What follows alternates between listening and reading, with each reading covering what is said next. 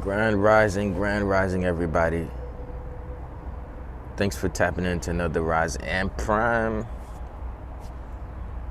So, every day, that's how I wake up. I wake up with a routine, and I wake up with a routine with the tribe. So, thank y'all for being here another day. We're just going to start our days powerfully with some movement, breathing. Shout out to Colette. How you doing, Queen? Grand rising, grand rising. Yeah, I love that recording by Les Brown. It was really powerful. It's called It's You, led by Les Brown on YouTube. Very interesting. Very, very interesting. So, it's Friday. It's the end of the week. We're rolling on August 20th of 2021. So, we're going towards the end of the month, right?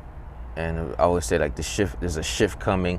Not only there's a shift coming, but on the 22nd, there's a full moon, right? And the full moon is a blue moon. Not only is it a full moon, blue moon, it's a full moon that's a blue moon that's in the season of Aquarius, the air sign. So on the 22nd, which is Saturday, Sunday, is a good day to take some time for you, right? A 22nd is a good day for you to process what's happening within you, for you to decide what you're going to keep in your life and what you're actually going to let go, for you to decide what you plan on, how you plan on moving forward, and what you plan on releasing. So this weekend, think of it as a good opportunity, like a very good opportunity for a refresh, because the cycles of the moon also affects the cyclical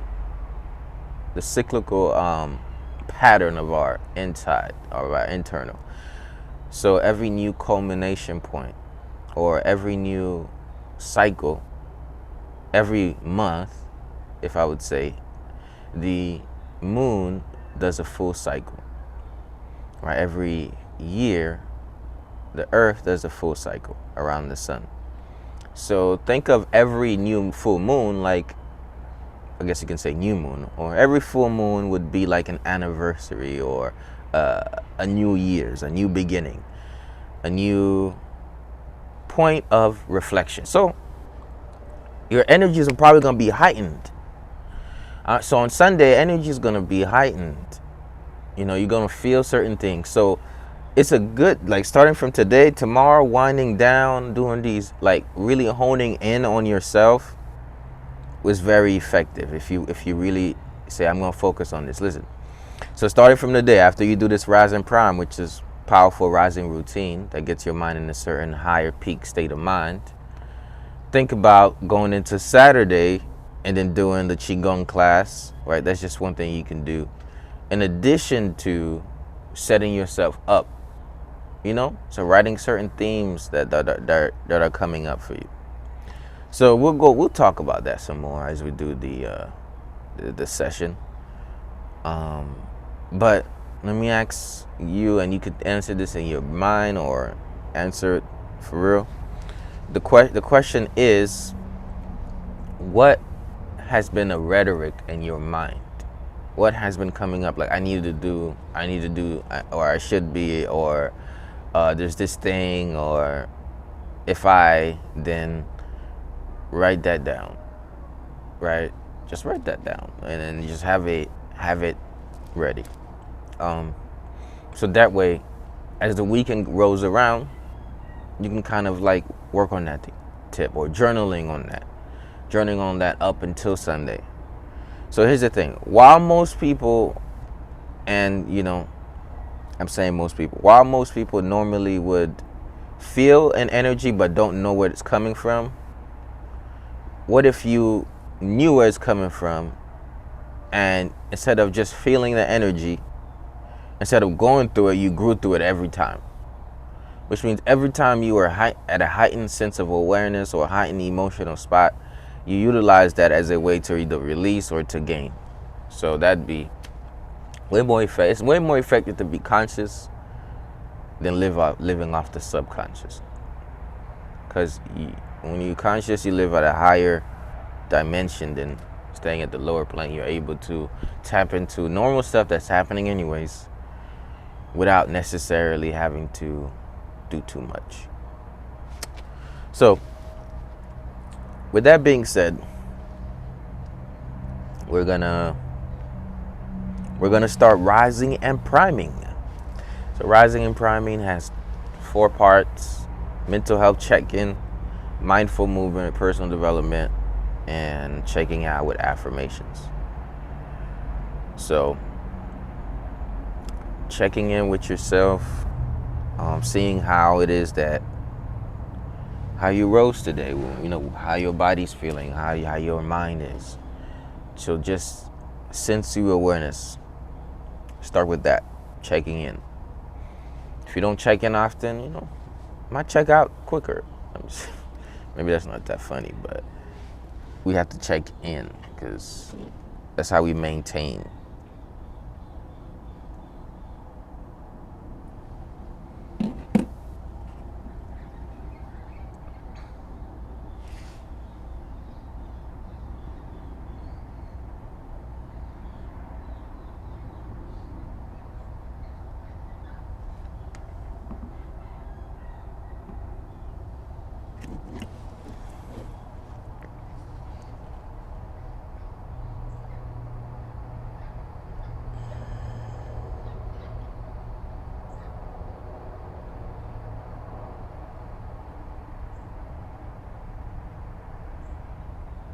Okay, so now we're just going to take a moment of silence. Once again, I always like to say, everything you're watching me do now is easily enforceable or practicable by you at your own time, in your own home, wherever you at. So instead of waking up in a frenzy, doing anything, to start with your breath. Start with checking in, sensory awareness. So that's what we're going to do. You can sit at the edge of your chair, or you're back at the backrest. All you got to do is make sure that your spine is aligned, straightened up, your shoulders relaxed, palms up, and you're just going to breathe in, breathing out, check in with what's going on in your body, right? So this induction technique I learned from Dr. Joe Dispenza, and it's just a body scan. So basically what you do is you start by scanning from your ankle all the way up to your head. So you take a deep breath, and remember, your diaphragm is what causes a relaxation. Without using your diaphragm for the breath in, you're not relaxing as much as you possibly can. So make sure you're pushing your belly button out like a balloon expanding when you breathe in, tucking your belly button in like a balloon deflating when you breathe out. Inhale, push out, exhale. See how I'm not getting taller but wider? Breathe in and breathe out. Breathe in, breathe out. Breathe in,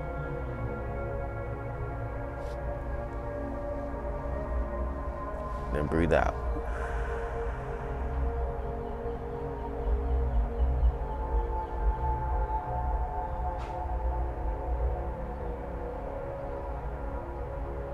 So now we're gonna take a moment to not intentionally breathe.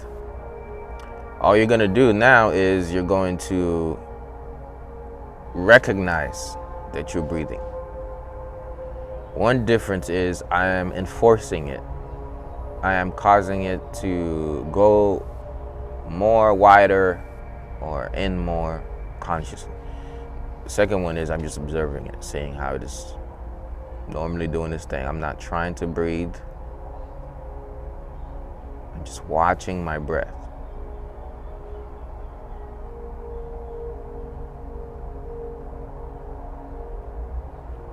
So as you watch your breath, feel not only just the in and out, but how your body moves like a spring, how it pulses. What happens to the chest? Feel every subtle movement that happens as you breathe in and breathe out. Not necessarily forcefully, just normally.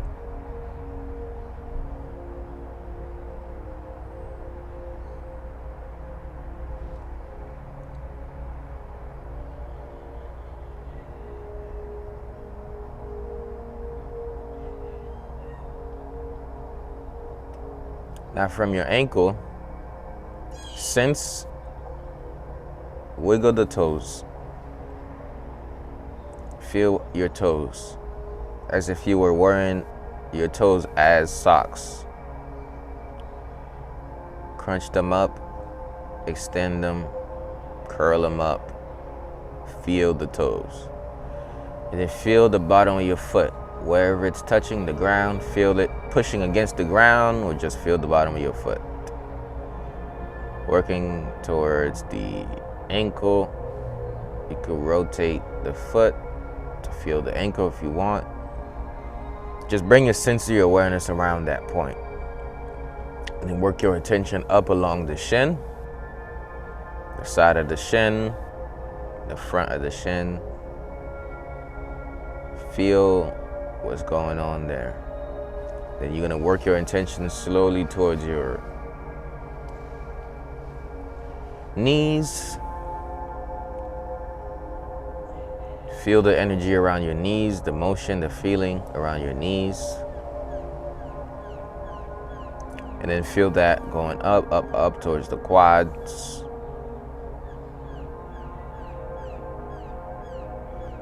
Feel what's going on around the quads. Then work your senses all the way up to the inner thigh. Then the pelvic area.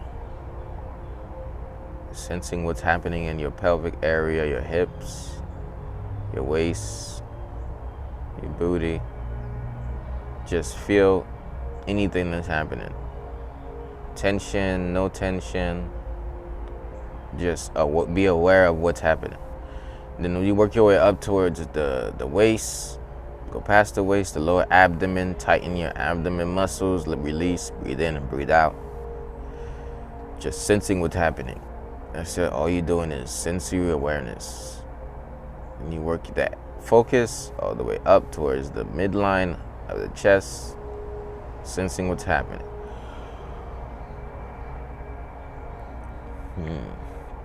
Then feel that sensory awareness go up all the way to the shoulders. Shrug your shoulders if you want.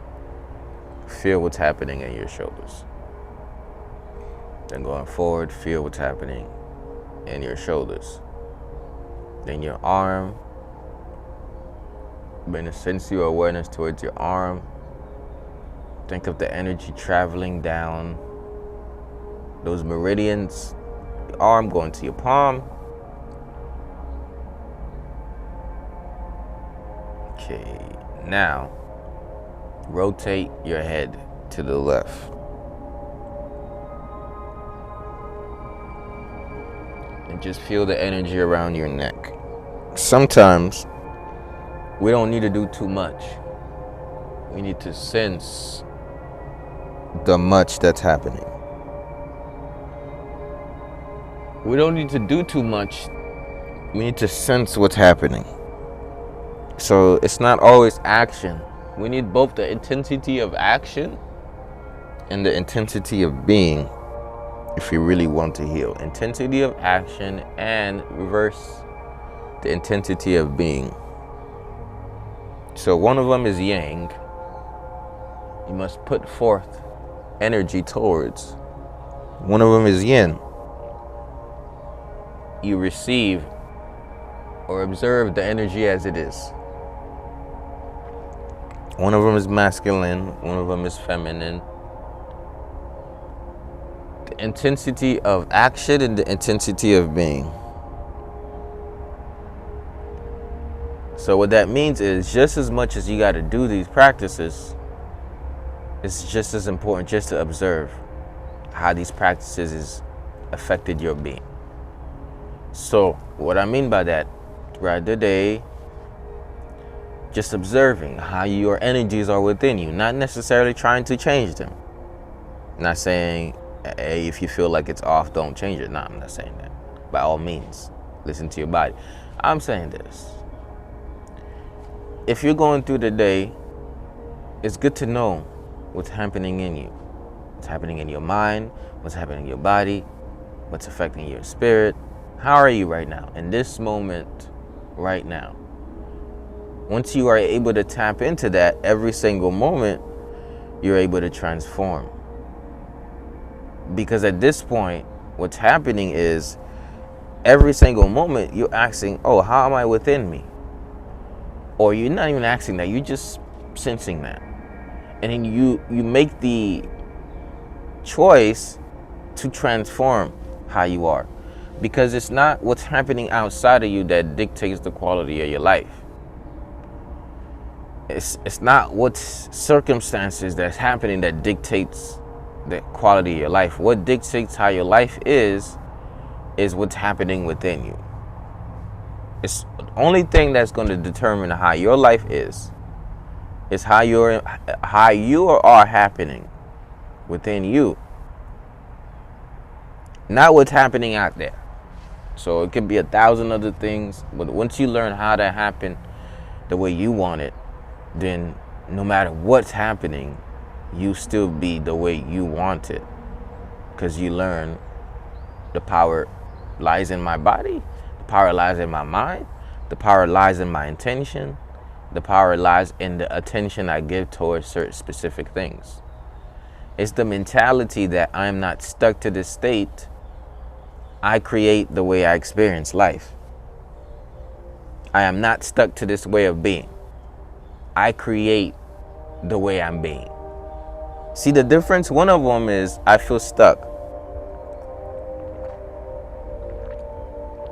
The other is I'm getting in motion.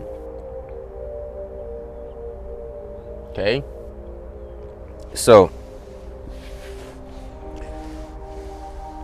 that was just the body scan, sensing what's happening in your body, all the way from the bottom up. So now, imagine there was a water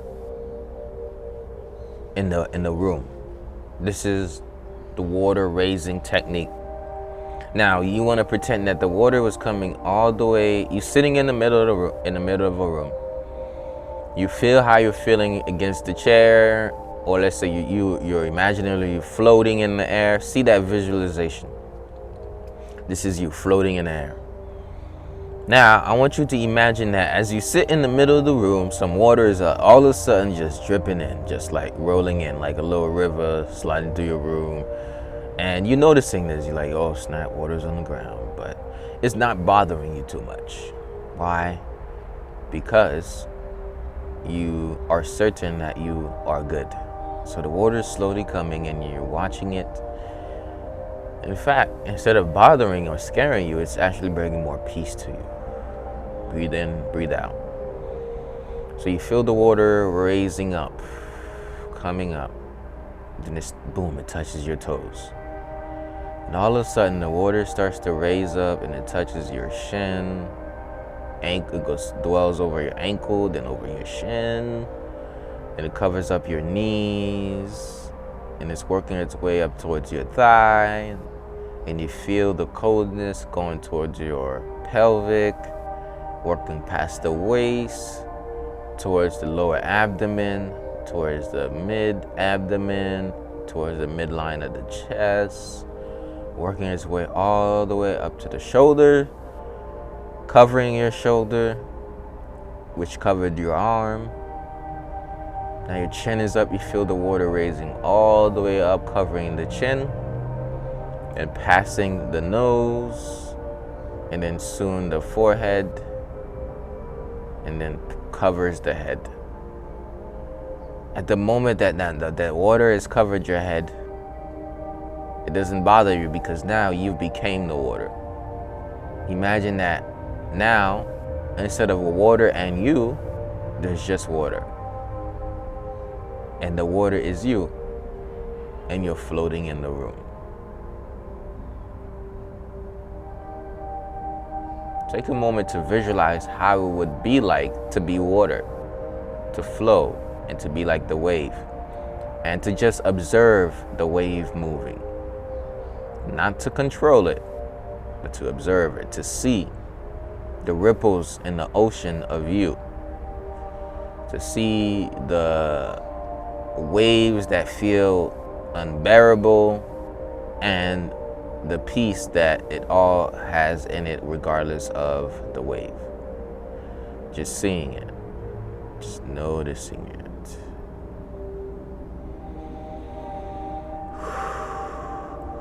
Breathe in, breathe out.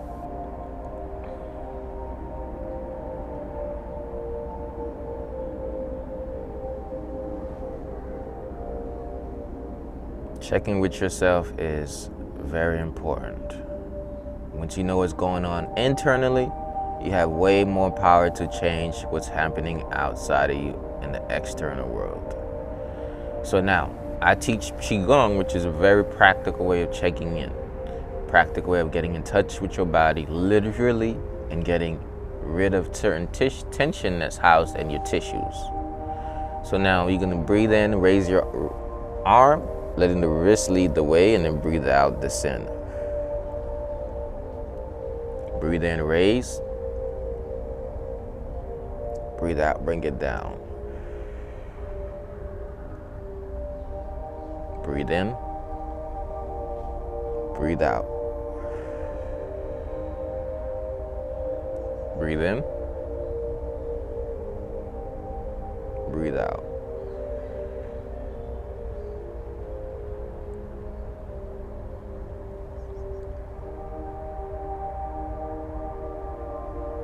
So imagine that water that you are, every time you raise your arm and descend, you are calming down the water inside of you. The waves that were moving really, really fast are no longer moving really, really fast. Inhale. Exhale. Inhale.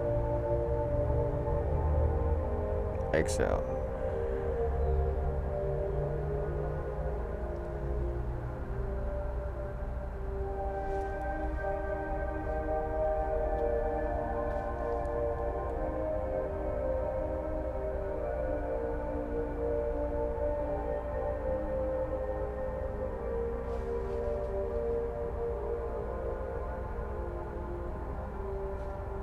So now,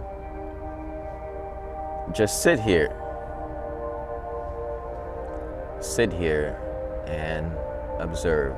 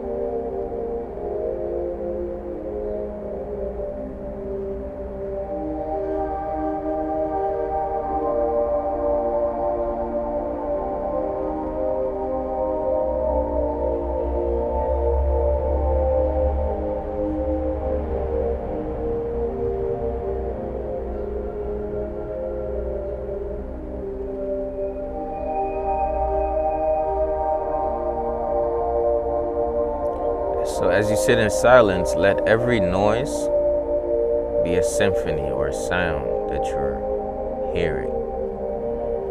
You're not focusing on the sound, but you just hear it.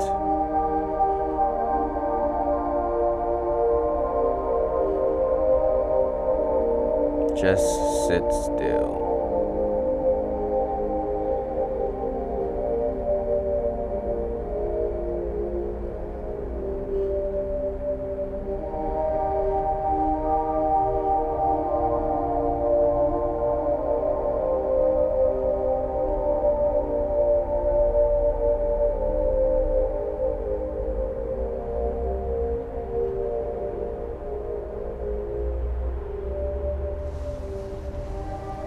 Okay, so it's so important to do that. Like, a lot of times we want to move so much, we got to do so much stuff, and we never take time to just sit down and just sit. You know, we live in a compulsive society, in an overstimulated world. Somebody said we're living in a simulation. Well, let's say we're living in a stimulation. We often want to be stimulated. We want something outside of us to improve how we feel inside. So that constant seeking for external gratification causes a constant havoc in our bodies. Because we're always looking for that thing over the valley to give us some scraps of fulfillment, right? And that can become bad. Because what's happening is not that it's a bad thing that you need other things. It's just that it's annoying to be dependent on them, okay? So let's take the word bad out. Whenever you say good and bad, somebody might say, whatever, what you talking about? You're judging me. Okay, so no bad word. Let's just say this. It takes too much to sustain the energy to acquire external resources for your internal well-being. And it means that you always need this to be this. And that's the issue. The issue does not lie in the thing. It simply lies in dependence on the thing. Now, me being able to say this does not make me exempt from any compulsions. But this just is me telling you what is. And what is we often live in a compulsive society where we do too much of something because we're trying to experience little of ourselves. Okay, we do too much of something so we could experience little of ourselves. And my question is, what are you running away from? Okay, are you running away from you? What are you running away from? Are you running from your problems, your family, your lover? What are you running away from? Okay, so why is that relevant? Well, it's relevant because the more we run away, the harder it is for us to come home. The more we run away, the harder it is for us to come home. And what I mean by that is if we keep running away from what our body is telling us, then it does not allow us to go there and mop the floor. Sometimes it's not the running away that will save you. Sometimes it's running inside the building that will stop the fire.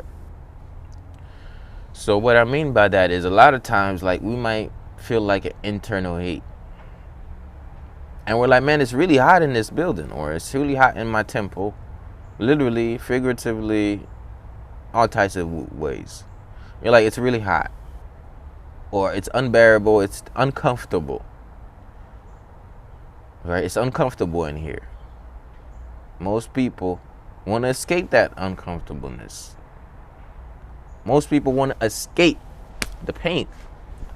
But the thing is, When we're always running away from the building, the fire is still havocing in there. So which means your temple might be burning down and you think, ignorance is bliss. No, ignorance is not always bliss. In fact, ignorance is not bliss. Ignorance is potential demise. Okay? Ignorance is potential long-term suffering. Okay? So somebody asks, how do you balance regular life and social media life if social media is your business? Great question. Thank you for that question. Here's what I say. I say this. There is no difference between social media life and real life. There's only real life. Okay, I want you to get this one on point. Once you make a distinction between social media life and real life, then that has become a problem. And listen to what I mean by that. There's just life. There is a way that you express your life through different mediums. And one of those mediums is social media. Another one of those mediums can be in person. So there is no life in social media life. There's just life. How you express that life can be on a stage or it can be on a live video. How you express that life can be on a post or it can be in a conversation. So there's no social media life in real life.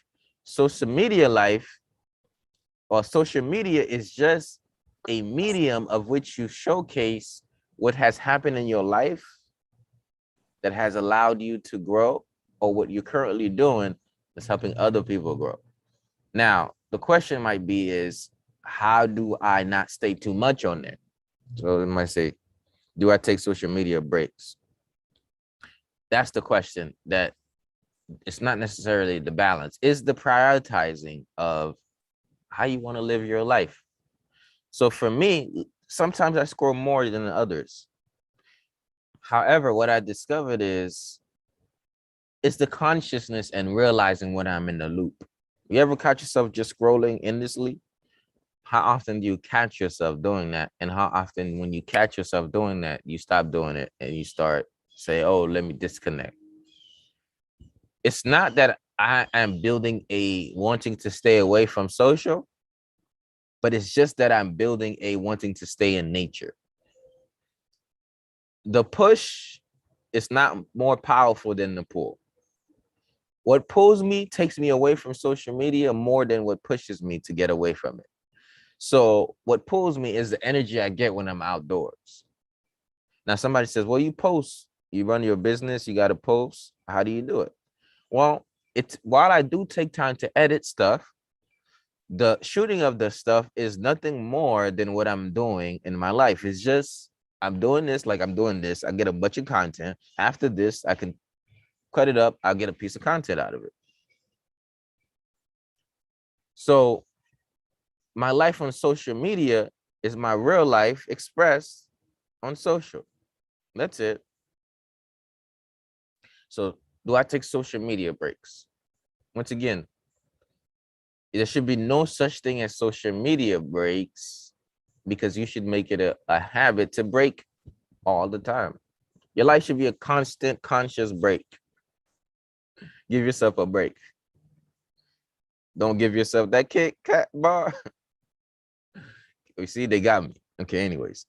Give yourself a break. Should be a break. Now, I know what you mean. Going a long period of time without it. Yeah, social hiatus, that works. I'm telling you, it does. Because it allows you to finally step out of the everything that you thought was this other world and step into your inner world only. So, yeah. But anyways, that answers the question with the social media. But primarily, I was saying what happens within you is your making. What happens within you is your making. What happens outside of you is everybody's collective making and God's making. The thing is, we can't control everything outside. So And we can't have everything the way we want it outside, which means the social structure cannot be our ways only. Like there are some ways I mean, I love the world to be this way, but the social structure is not going to be always, because we can't change the outside. Like we can't tell them to be like that. There's no way that is possible. So if everyone wanted the world and can make the world the way they want it, we'd be living in chaos. So God has it that it is your perception that allows you to experience the world a certain way. The moment that you change your perception, you can see something differently. When you change the way you look at things, the things you look at change. When you change the image, when you change the paradigm glasses that you wear, what you see changes. Now this is yellow. I was seeing yellow this whole time. Somebody says, well, I'm seeing white. Well, that's you. I was seeing yellow. I don't know what you talk about. But when I put in these lenses, I no longer see how I normally see. I am seeing now in yellow. Somebody said, whoa, how did you, the difference, there's no difference. I mean, there's no difference in reality. There's no outside difference. This world didn't become yellow. All I did was I put something in between my vision and reality. But let me ask you a question. What if I had some black guard glasses on and I'm like, yo, it's dark outside. It's dark outside. It's dark outside. That would be the difference. While it's bright, I'm seeing darkness because I'm wearing shades on. So sometimes the dark shades in your life, the dark night of the soul, is not even the lack of light, but is the presence of a shady mindset. It's the presence of a shady paradigm, of a dark way of looking at the world. So a dark way of looking at your situation. When you change the way you look at things, the things you look at change. Albert Einstein says, if you see the world to be a beautiful place where you can create and where you can experience, that's what you will see. But if you see that the world is a horrible place, that's what you will continuously see. So somebody said, well, what does this have to do with me right now? What can we just move, Ed? Well, here's the thing. If you see yourself as the problem and you try to do all of these practices, guess what? The solution that you're cultivating will never be, because you see yourself as the problem. If you see your circumstances as the end of it, like how it is right now is how it's always going to be. I will never be able to change. This is my life now and forever. I'm stuck to this place. If that's what you see, you will convince yourself that this is reality. Now, the problem with the society that we live in is that everybody's telling you what to see. They're telling you to wear these glasses. Please don't wear their glasses without asking them, well, where did you get it from? Or why are you wearing it? Okay. Oh, why are you wearing these glasses? What did it do for you? Did it, sometimes we just, okay, let me wear it. But guess what? Somebody's prescription is not yours. Somebody's prescription. Stop getting off the shelf paradigms and wanting custom results. Stop getting off the shelf paradigms and wanting customized results.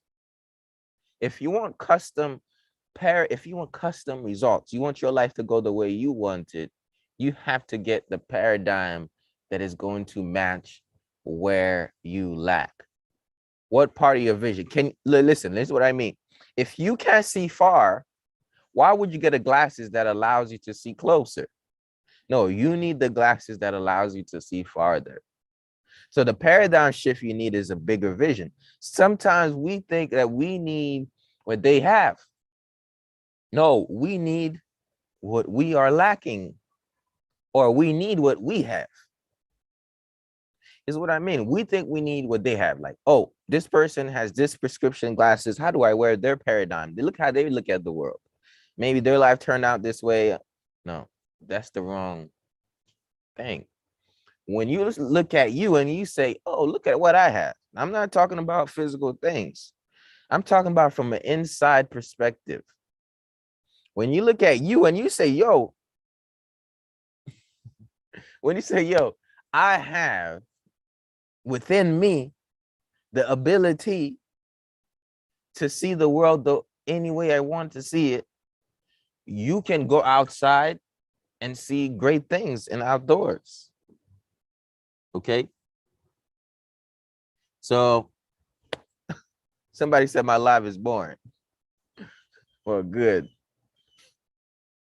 It's so funny. All right. I'm telling you the truth. So your perception is everything. Your perception is everything. How you perceive the world is at this moment is dictating your decisions. So what if you start to look at, we wear different glasses? Somebody says, okay, you talk about these glasses, tell me, what do I need to do? I'm talking about mindset. What if you said, oh, just simple mindset. This is in front of me now, but what's inside of me can transform what I see in front of me. This is in front of me now, but what's inside of me can transform what I see in front of me. So what I'm saying is, what I see in front of me is just a reflection of what I'm currently experiencing inside of me. Somebody was like, what do you mean by that? What I see in front of me is an expression of how I'm experiencing inside of me. What? I thought if this is it, this is it. I thought this is black and white. It's the black and white is only in relation to on whether or not you can see colors or not. I want you to hear this. It's all about your paradigm. Somebody says, well, it's black or white. I thought this is it. It's just written in stone. This is the reality. Well, no, this is the reality now because you're not seeing life in its full color. And what I mean by that is sometimes when we're looking at life from not from a colorful position, when we look at it at a with gloomy glasses, we see gloomy situation. We see black, we see white, we see one or two, we see bad. We see, when we get the color, gratitude, I got to put this in a book. Gratitude is like a crayon for the coloring book of your black and white circumstance, because it allows you to see the beauty in everything. Now, if your world is dark, I mean, how you looking at life is a little bit gloomy. I just want you to look at the colors in the world. Like literally go outside and look at these plants and look at the cat or the butterfly or the bumblebee or the ladybug. Just stare at the colors and you start to see life in color and not in black and white. Life in black and white says this is it. It doesn't show you as many details. Life in color says this is it, and reflection too. All of it. So color is simply you being able to see a specific reflection of a specific light and not other reflections. That's what color is. So remember that I said this, that what you see outside of you is a reflection of how you are within. Yes, it is. It's a reflection of how you choose to see. How come some people go to the same circumstance and then one of them come out and say, well, it was so horrible. And another person went through that circumstance and they circled around it and said, if it wasn't for this, my life would never be like this. Some people go through the same situation. One of them come out of it wearing a glasses that sees all the color. It's like they got back their color. And some people, their life loses the color, loses the meaning. So this sounds good. Intellectually, you can conceptualize it, but to make it practical, somebody want to know what's the practicality of this information. It's only self-cultivation. I can tell you the color is gratitude, but unless you cultivate yourself to be a grateful person, you won't be grateful. I can tell you that this is the color, that the paradigm, the glasses, you have to wear it. Somebody said, well, how do I acquire the paradigm? Well, to shift your paradigm is you do it a couple of ways. You know how you need some glasses? First you got to do a test, paradigm test, to do a paradigm shift. So first you got to see what you're looking at and how your eyes work and looking at that. That's the only way you can do a paradigm shift. And guess what? Sometimes you need an intervention for you to transform. So you need to go to an eye doctor, not a real eye doctor, unless you got eye issue for real. I'm talking about a person that's going to help you with your vision. Now you're like, oh, so you're talking about maybe a teacher? What are you talking about? Well, yeah, maybe somebody, a coach, a teacher, somebody, a guide that will help you see more than you see. Somebody's, well, I don't have a guide. Well, you can start with guides who wrote their guides in a book. The only thing with that is you might start trying on a lot of people's paradigms. And that's okay, because sometimes our paradigm is so off, which means the way we see different things is so off that we need to wear other glasses to try them on, even though they're not our specific prescription. So we just keep trying on these glasses because we need to change. We need to see in color because we've been seeing black and white too much. So we need to wear the yellow glasses, the green glasses. But if we keep doing that our whole lives, we're bringing another confusion. I'm saying right now, if you take my glasses and you wear it forever, you are led astray. If you take my paradigm of the world, my mindset, well, I'm not saying you'd be led astray. You'd probably be good. But you wouldn't be you. You wouldn't have gotten to the level of where you say, I've tried that glasses, only so that I can get out of my black and white way of thinking, so that I can release my own brand. And then this is where the magic happens. When your paradigm shifts, where you start to develop a way of seeing the world with your third eye and not your two eyes, with your first eye and not your two eyes. What I mean by that is this is when it shifts from looking outside to looking through an inner glasses. This is your pituitary. This is your intuition. This is your ability to like, yo, I'm sitting here right now and I'm seeing where my future is. And like, yo, somebody says, how can you see where you going to be? I'm like, well, because I got the insight. Or how can I'm sitting here, I'm looking at society going in one way, all the masses are saying, well, this is what's happening, this is what's happening. And I'm like, yo, this is not what's happening. This is what's happening. The thing with acquiring your paradigm from a book or a person is that you are limiting to see how they see. But when you get your paradigms from God, from the ultimate source, from the power that lies within, you're able to see what it is. You're able to see more than what they saw. You're able to see what is. And the power lies not in seeing what they saw. The power lies in seeing what is. The power lies in being able to see how you are. That's where the true power lies. The power resides inside you. So we wear enough glasses so that we can learn how to make our own. Now, if somebody says, why did I have to wear it to begin with? I couldn't just come up with my own paradigm. Well, sometimes if I never took these glasses off my face and they got stuck there, at some point, when popcorn, the difference between the glasses and my eyes. Had I wore these glasses long enough, I won't know the difference between my eyes and the glasses.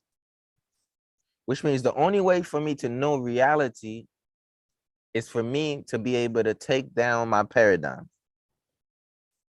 Once I'm able to take down my paradigm, I'm able to learn something different. And when I see with a different glasses, it levels me up in a way. It's why it levels me up. It makes me question everything I thought I knew. Unless you question what you think you know, you'll keep thinking you know. I like that. I like that one. Okay. Unless you change what you... Nah, I just forgot it. You just came and go went. So basically, what I'm saying is this. If you are convinced that what you know is it, this is when you know that you limited yourself to the mass. I'm not saying, well, don't have any belief, don't have faith in things. If you're convinced that you know it all, you have went down the wrong path. If you're convinced that nobody can tell you nothing, it means that you need some unlearning to do right now. This is 100%. It means that your possibility for learning has diminished so much that you're at risk. So if you think you know, I need you to know that you don't know. I'm dead serious. I don't know. You don't know. Nobody knows. This is the best way to know. Somebody like, man, you confusing me. Good. This is the best way to know. Confusion. Once you're confused, you all of a sudden you start seeking. You're like, I need to know. I need to discover. This is where your paradigm shifts the most. Once you seek, those who seek will find. If you knock, it will be open unto you. Somebody says, well, I need to know how to refine my health. I just need to know. You're going to know. That's what got me here. I'm like, man, I need to know what it means to live holistically. And somebody asked me, do you know? I don't know. I'm still finding out. And I want that to be my life forever. Why? Because the moment I say I know, I have bought in to the knowing and I've lost the seeking. And the moment I lose seeking, searching, is the moment I stop finding. So somebody want to know, okay, I get it. I have to develop a want for knowing. Yes, that is the secret to change your life. It will transform your life in all aspects. Talk about your physical life and your mental. It's all the same life. They don't even say that. Physical, your mental, your social, your economical. If you have a strong desire to know, you're going to find out so much. And you're going to reveal a knowing that's beyond understanding. And that's the knowing where you know, but you don't know. And that's the next level of knowing. It's when you like, I know this. And you're like, how do you know? I know. That's the best knowing. To not be able to explain it. Somebody said, how do you know you should be going this way? Like, how do you know you should be eating this? How do you know you should be not taking that? How do you know you should? I know. And that be it. It's a knowing that is certain, yet it's open up for explanation. It's certain. It's like somebody asks you, how do you know God exists? Well, I know. It was say, well, how? I know for sure. But at the same time, I don't. So I think the ultimate best faith is in an unwavering knowing, even with the loop of not knowing. It's an unwavering trust in what I'm saying, that I know that this is true. And you ask me, how do you know? And I tell you, I don't know. So once you shift it from that, you stop wearing other people's glasses. Grand rising, queen. So here's what I'm saying. A lot of us, we done convince ourselves that we know this to be true from some other person's glasses that we're wearing, paradigm. And this is happening a lot through social media. Because what's happening is that people are reading posts and they're adopting it as their philosophy. Every post that you read that has a mentality or a philosophy, you reading it and agreeing with it, nodding your head, saying this is true, you reposting it, and it coming back in your head or on your timeline a couple of times, eventually you wear that paradigm and you ain't even know it. So you might read something on social media that goes like, if he don't text back first, it means Now you create that as a paradigm. So now all of a sudden, you're no longer operating in the knowing that people are people, that they go through different things and that they might be busy, or you go into the paradigm. If he doesn't text back, he's thinking this, or now you are not seeing it as it is because you're not tapping into the knowing that is backed up by not knowing. You're tapping into the knowing that is backed up by a false paradigm. And that's just somebody else's experience or perception. So once we read things and we say this is it and we make it, we are operating out of a program. Once we are able to read each situation by itself and inquire and like be able to discern, use your first eye to see and not your two eyes always. If you use your first eye, your insight, they call it the third eye, you'll be able to see a whole lot more than using your two eyes. So this brings you back to the first point. I guess I'm reaching the end. It's not what you see inside of you that's going to make the difference, but it's what you see inside of you. Sight is what you see outside. Insight is what you see inside. Treasure insight more than sight, because what you're seeing with your sight is on the basis of what you're perceiving with your insight.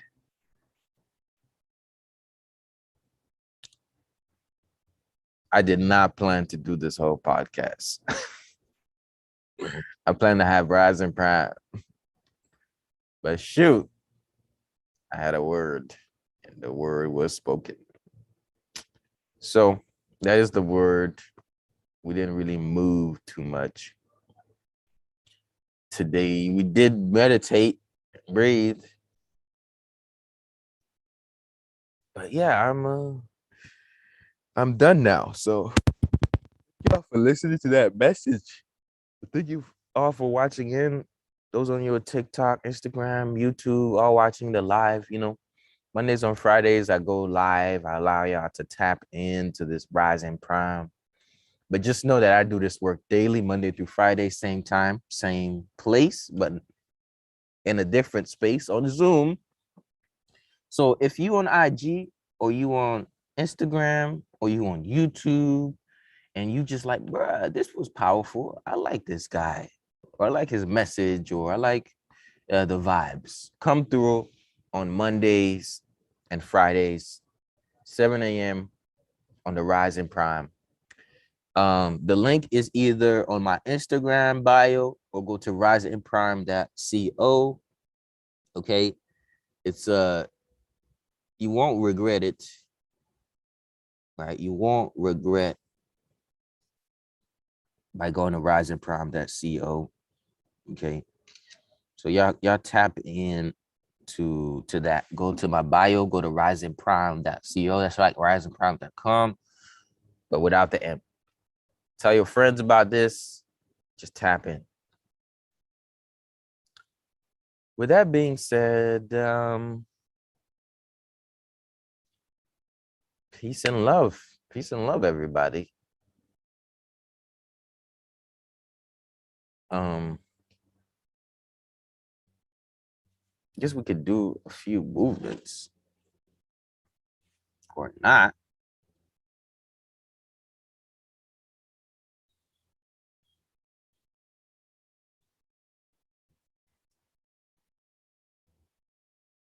Okay. So y'all have a blessed day. Um, Omi, Colette, y'all have anything you want to share? How's your week? How's everything going? Thank you for the powerful message that you shared, bro. It was deep. I'm happy I came in I can't hear nothing.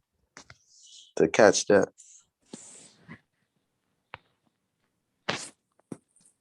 You hear me? Yo.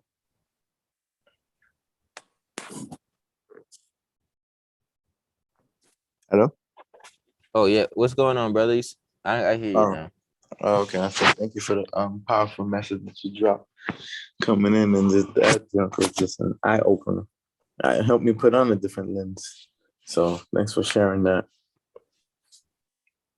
You're This welcome, entire bro. week of Rising Prime was, lit, eye opening.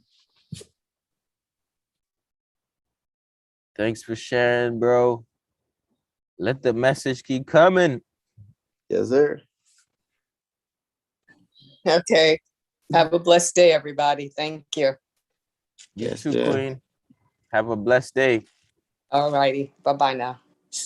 All right, peace Right. and love. Peace and love. I'm about to hit the gym, bro. All right, bro. All right, talk to you later. Talk to you soon. Have a great day. You too, my bro.